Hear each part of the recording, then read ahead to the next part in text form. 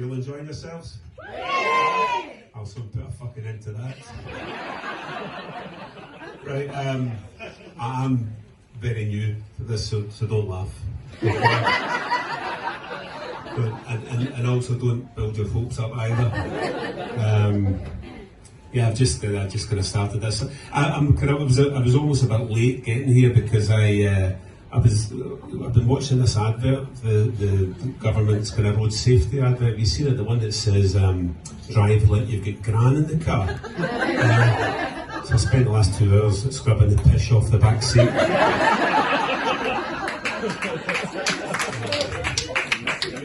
I'm actually the last person that should be making jokes about age. You know what I mean? It's a welcome to the midlife crisis here, you know. Yeah, I'm actually at that stage in life now where even just getting out of a chair, I make these kind of involuntary noises, you know. I sound like a football commentator describing a near miss. Ooh! My wife thinks she's married to Archie McPherson. That's mainly because I stop halfway through sex and say things like, let's take a look at that again. This time from a different angle.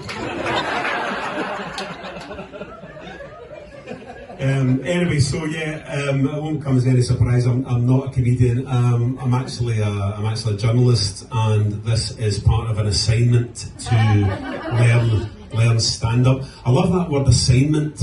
It sounds like it's kind of like a panorama, hard-hitting investigation into child labour in a third world country, you know, which this clearly isn't. But I have, to be fair, I have done, you know, some hard-hitting, you know, gritty news exposes in my time.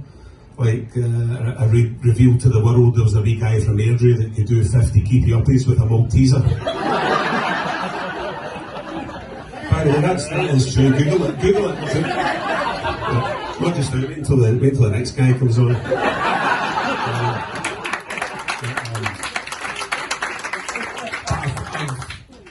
I spent a lot of time, you know, asking questions in my job. It's all about kind of getting to the heart of the matter, you know, asking questions and getting to the bottom of the issues that really, really matter. Like, I've asked in my career things like, you know, is it true that Ewan McGregor's got the longest cock in Hollywood?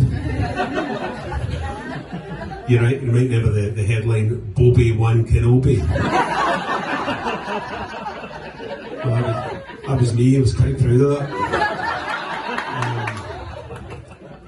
But it's also about, it's standing up to the bad guy in my job, you know. It's like kind of, like this is a true story. I once teamed up with Gail Platt from Coronation Street. Fucking true story, but don't laugh. Or Helen Worth, as those who know her get to call her. And we teamed up to basically try and steal an elephant out of a circus in Falkirk. In the fight against animal cruelty. And it was going well until the elephant sort of turns out was quite happy where he was and told us to fuck off.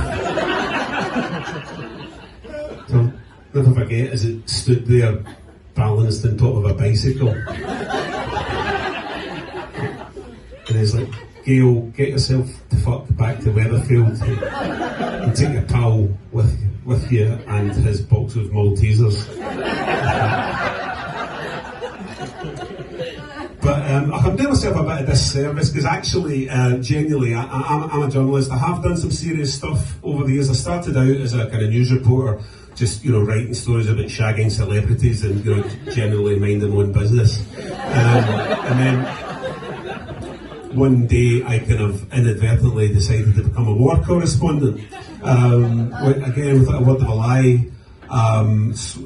People used to send me around the world, right, to cover conflicts in some of the most dangerous countries on the planet.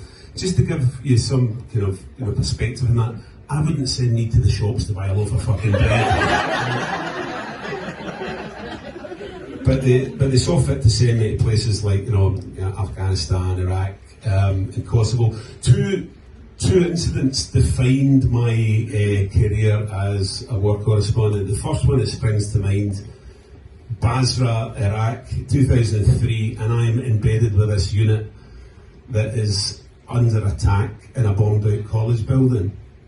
So, as you can imagine, I'm absolutely terrified. It's the Fedayeen militia were bombing us, and I kind of thought, right, I'm here to do a job. So, I'm scared, I'm here to do a job. So I put my helmet on, I put my flak jacket on, and I hid in a fucking cupboard.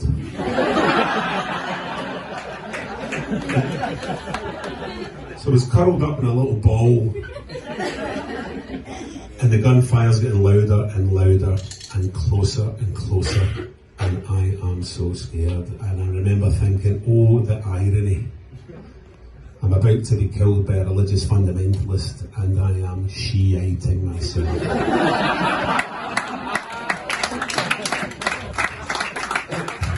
The second incident, Kosovo, I actually lost part of my hearing in an ambush. I was in a vehicle full of kind of journalists from various countries, and 6 rounds were fired through the windscreen, 1 right past my left ear. And as a miracle, nobody was killed. I felt particularly sorry for the translator in the back seat who had to say, fuck me, that hurt in 4 different languages.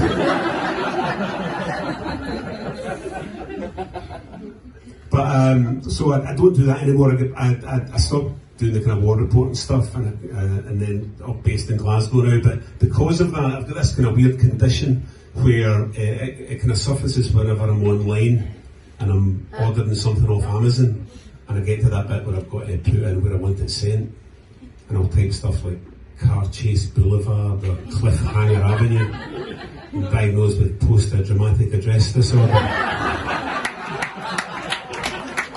But other journalists, other sort of war correspondents used to say to me, I don't get you, why are you such a shitebag? You come from Glasgow, you come from the hardest city in the planet, right? They don't call it no means city for no reason. It's the kind of place that if someone chucks a petrol bomb into a pub, someone else will drink it, right? That's how hard Glasgow is. And I would always say, well, that is true. It used to be the case back in the day, back in like the 20s, the razor gangs and all that. Glasgow was really, really hard. But we don't notice latterly how our kind of hard men are kind of shite. Our underworld gangsters have all got nicknames that make them sound like something off the Disney Channel. I'll give you an example. There's a guy who used to run the city up until a few years ago, went by the nickname Specky. Fucking Specky. I've got a Specky at work, and trust me, he's not the kind of guy with the Pablo Escobar creaking in his shoes. His big rival was called Scooby, as in Scooby-Doo. His calling card is, you take a shite in your back garden. And he would have got away with it, hadn't been for those meddling kids. And then there was another guy called Blink, so called because he would slash you in the blink of an eye. I actually met the guy, he just had ill-fitting contact lenses. And there wasn't enough room in the city for 2 speckies, you know what I'm saying? And then there was Bonzo. Bonzo, sounds like some of the CDs, doesn't it? Imagine that episode. Look, children, here comes Bonzo. He's very grumpy today. He's lost his jellies. We ever happen to find them? We know a song about gangland executions, don't we, children? We'll be singing to Bonzo, see if we can cheer him up. Next thing you know, Bonzo and the gang are chasing Maka Paka through the right garden with a fucking sock. Upsy Daisy's getting in between them. Fucking leave it, that's not worth it. Coke's getting spilt everywhere in the melee, and Nunu, does he miss a trick? He's like that.